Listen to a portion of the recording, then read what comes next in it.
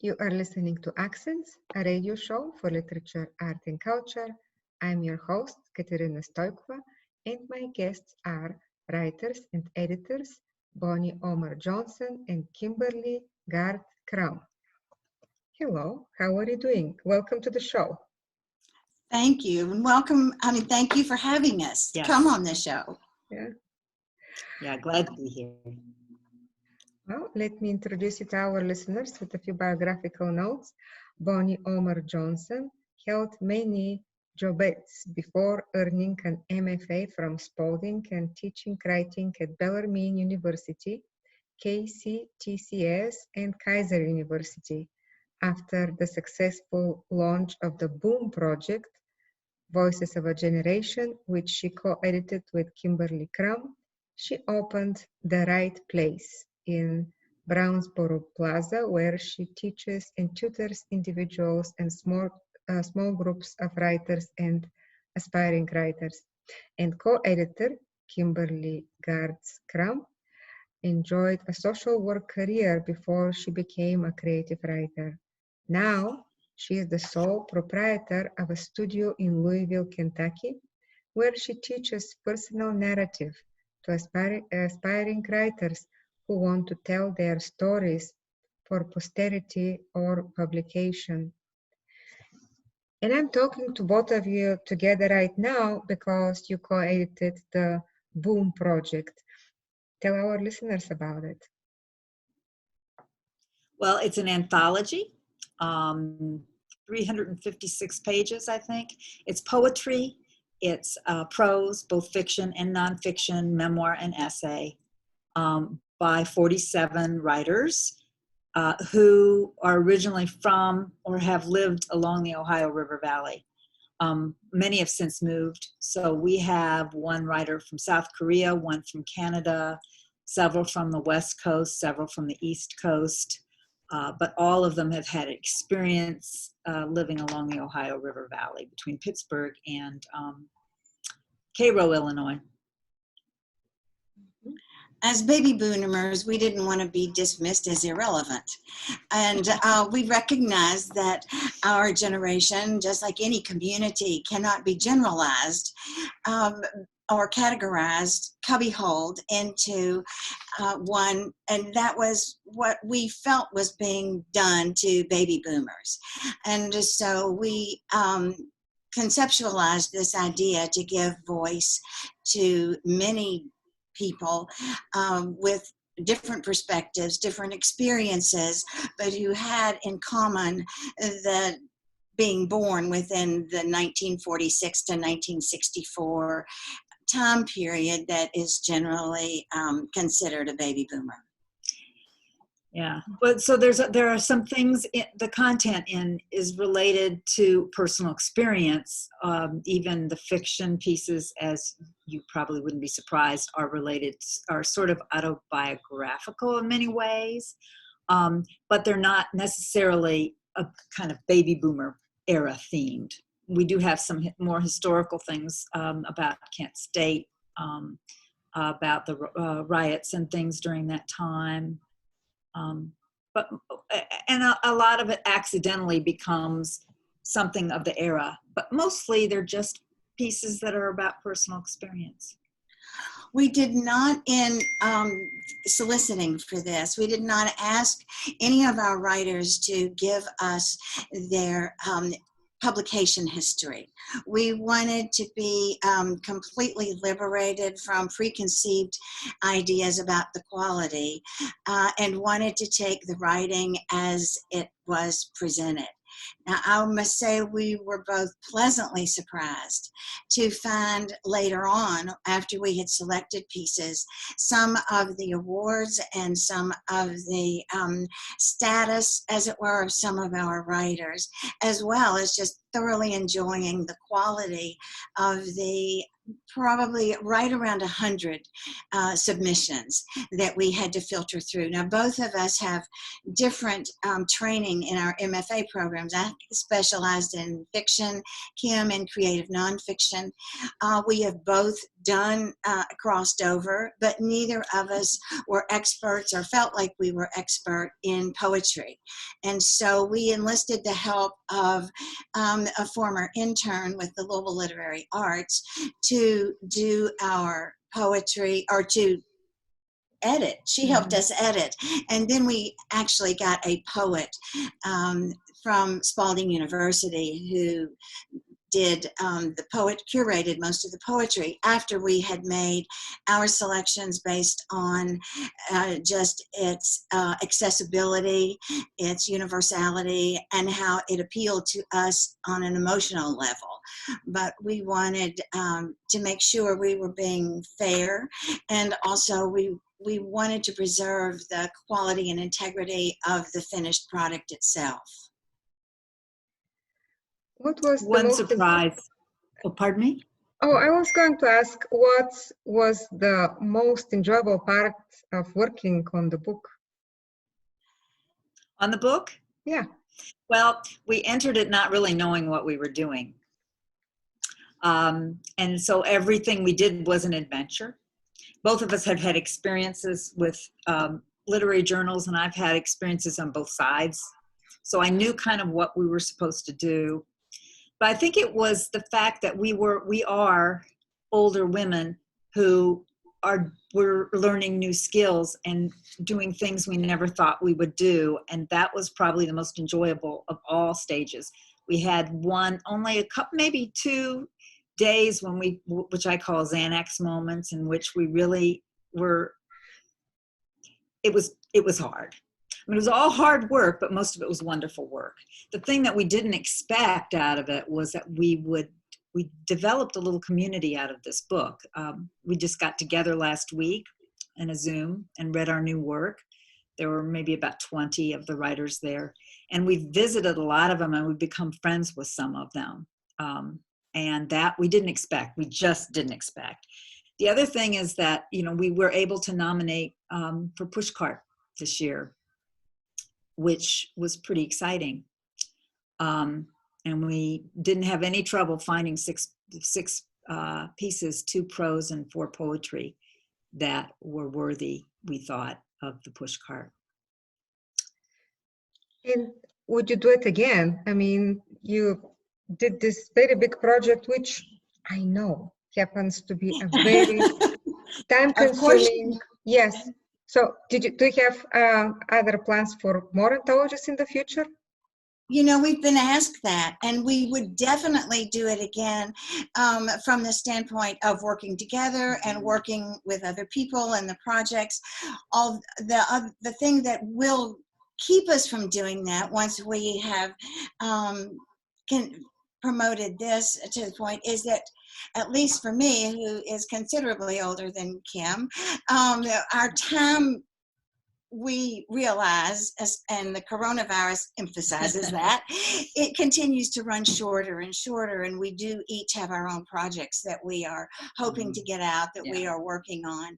And that would be, the time constraints would be the thing that would inhibit us from doing that again. We have been asked from New Hampshire to the Midwest to Florida about doing other editions, and what we hope to do and what we are doing with those people that are most enthused about it is helping them create such a thing from their own region, rather than our doing it, because we feel like that empowers another literary community to have the same kind of experience as we had.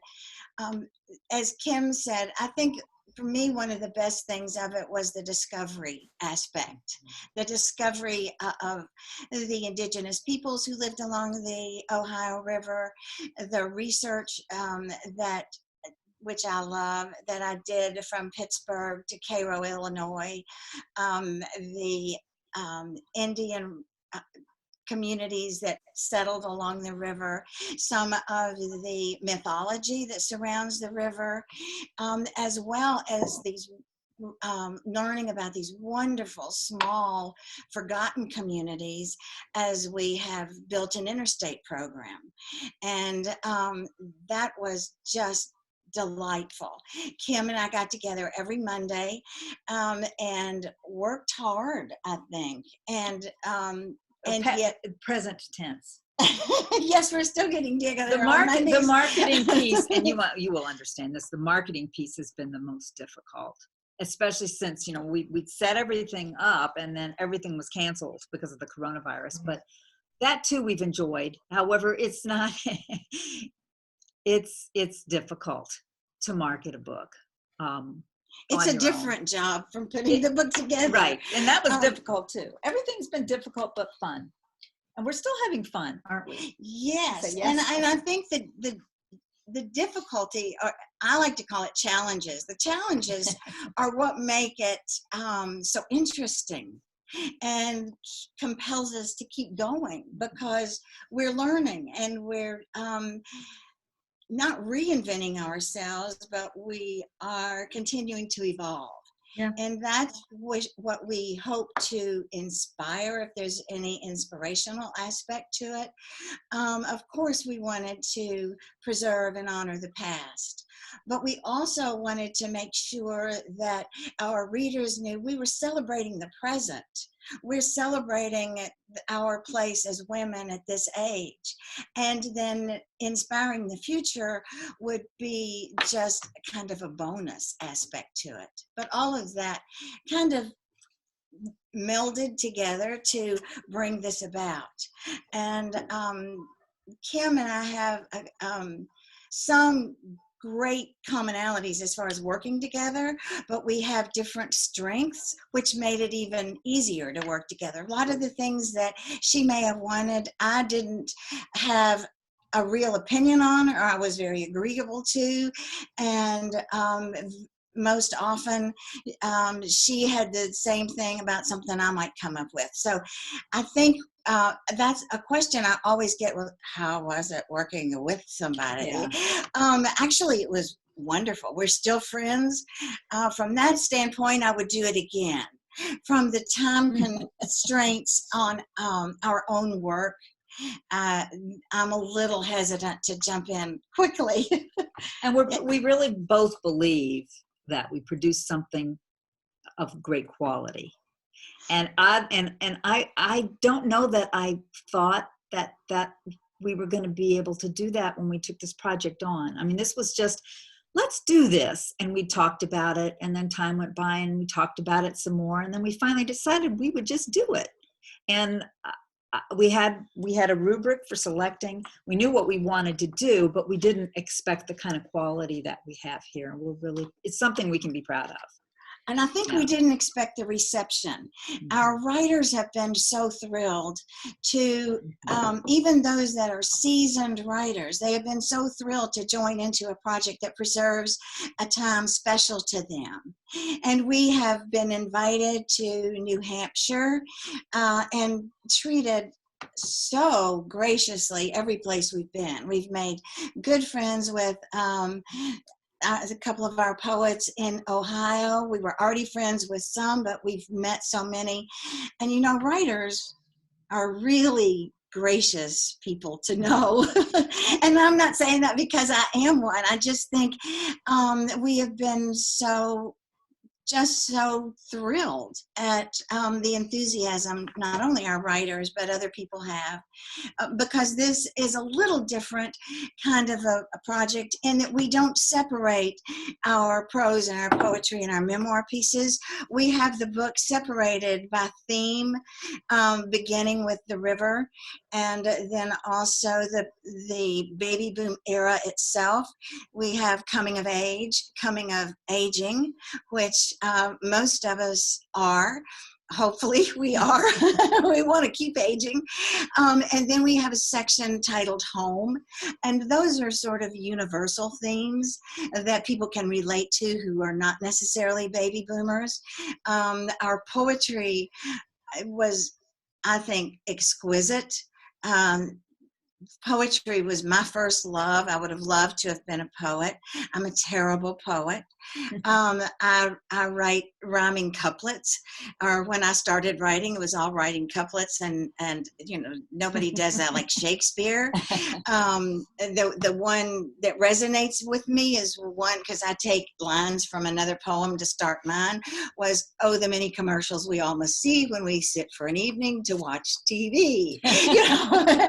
And that's not the kind of poetry I read or that really resonates. So I felt like our poetry was exquisite. Our short stories that people did were so amazing and timely, I think. So that was a big and delightful surprise as well. And where can our listeners find the book? Oh, there are several places. Well, you can get them on Amazon and Barnes & Noble. And you can get them through Butler Books, which is our publisher. It's an indie publisher here in Louisville. And you can get to Butler Books by going to our website, which is theboomprojectbook.com. So if you just Google the Boom Project Book, it should pop up. We did this website ourselves, and but it's a good website. So there is a button on every page that enters to Butler Books, and they will mail it out as well. It is in Carmichael's here in Louisville, and it has been in Joseph Beth in Cincinnati, because we have writers in Cincinnati. I'm not so sure how many they keep in stock, but in Louisville, of course, Butler Books just drops them off when they need them. So Wonderful, thank you. And you both, besides editors, you're writers. And I was hoping that you read a little bit of your own work for our listeners too. Okay. Go ahead. You want me to start? You can go ahead. Okay, I write nonfiction, and this is a personal essay with elements of memoir in it, and it is long, and I'm not going to read the long thing, so I'm going to read the beginning of it. And this is it's called "Along Came a Spider," and what I read, you'll not know why it's titled that. But it was prompted by reading the 1976 original version of the book Passages, which details the predictable crises in adult life. So that's where I will begin. And Katerina, you want to just give me a signal when it's time to stop? And I'll wrap please up. read the whole thing that you want to read. Okay. The blue faded cover of the book Passages peeks out of the top of a liquor box. My first edition hardback has survived multiple book purges, packed and repacked with each move, stored on high shelves and in dank cellars. In case of renewed interest in its subtitled theme, Predictable Crises in Adult Life. 38 years had passed since I first thumbed through the book's pages, contemplating the decades that stretched luxuriously beyond my horizon. The self-help book was shelved, then boxed, and mostly forgotten. During a recent book purge, I discovered Passages again and had to pause. The life crisis, popularly known as the empty nest, loomed. I wondered how to prepare for this next crisis of my adult life, a stage I do not remember from my first reading. In its yellow pages, I find scant mention of the 6th decade of life until the final pages. Here, the author inserts a stunning declarative. It is imperative that a woman finds a sense of importance and means of independent survival before the empty nest leaves her feeling superfluous. The author has sounded the alarm. Prepare to be unnecessary, redundant, expendable, and obsolete. Amazon.com describes Gail Sheehy's 1976 first edition as a roadmap of adult life that shows the inevitable personality and sexual changes we go through in our 20s, 30s, 40s, and beyond. So it seems I have journeyed into the beyond, a mysterious life stage for which my only context has been my mother. When Passages was first published, my mother had transitioned from the fabulous 40s to her superfluous 50s, though she maintained the home fires with panache, She was not adept at handling the change, a euphemism for menopause used by polite women of her generation. It is an inclusive term, inviting diverse crises to the life adjustment party.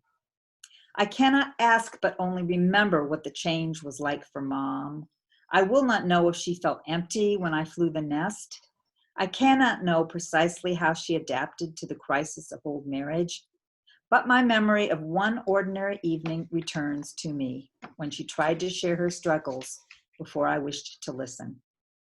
I had arrived home at 10 o'clock for my job at Sears Roebuck. Mom sat in her chair with her needlepoint in her lap.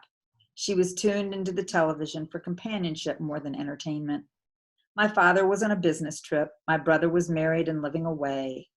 We were home, alone, a stay-at-home mom and a restless adolescent.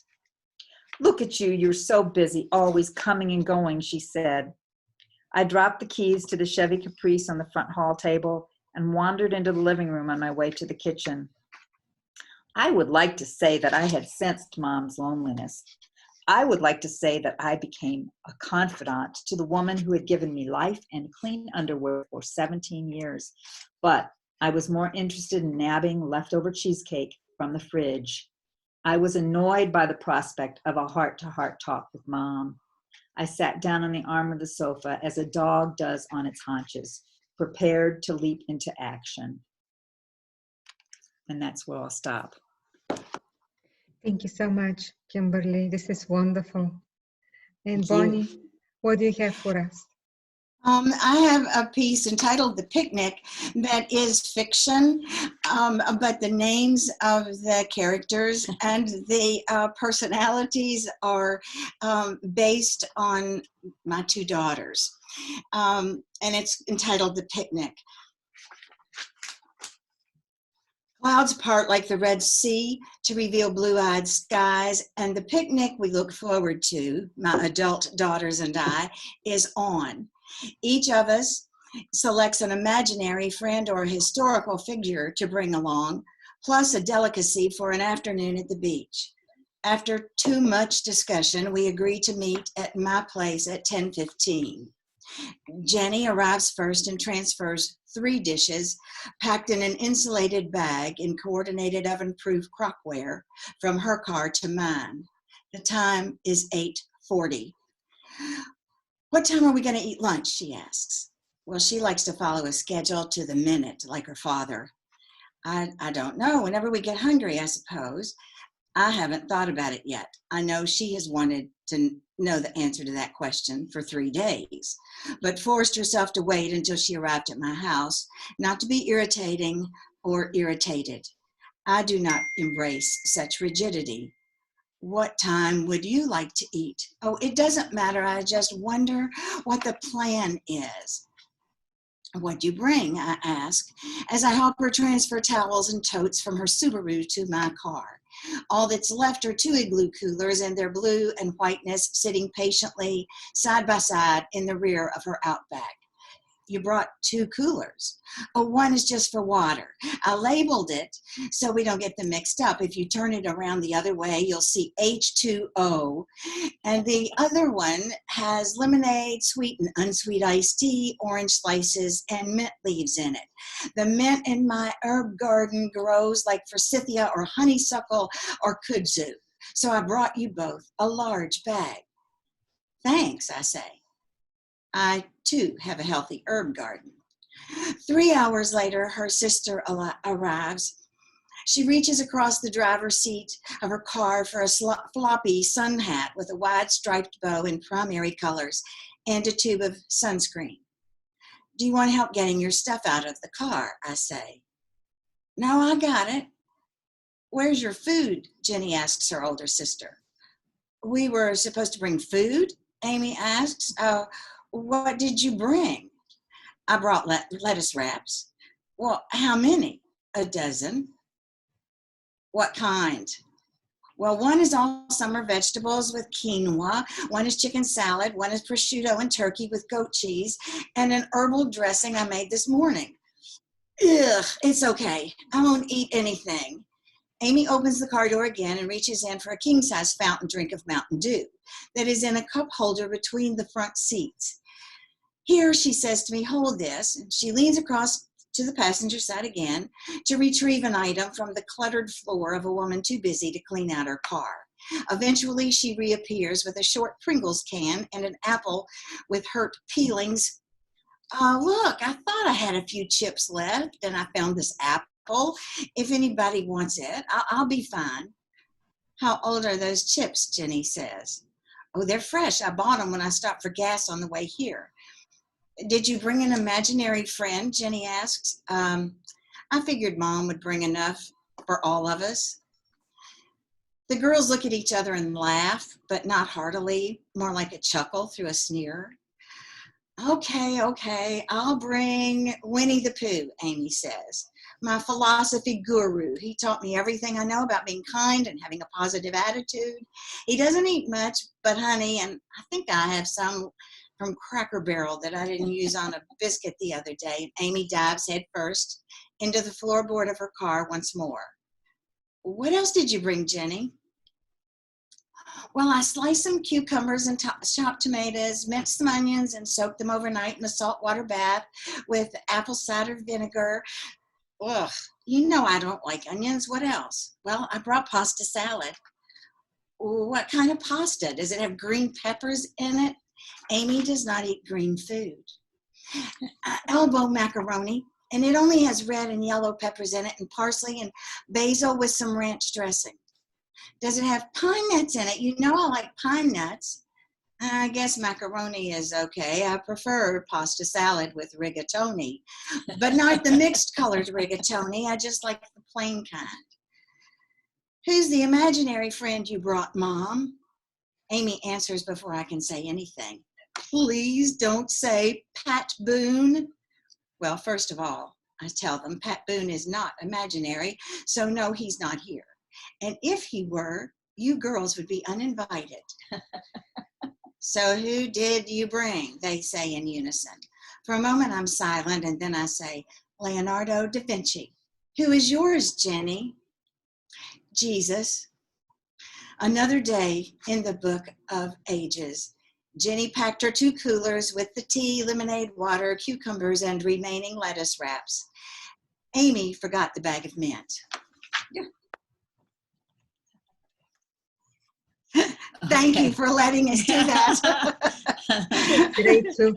Thank you so much, both of you. I have one last question for each one of you.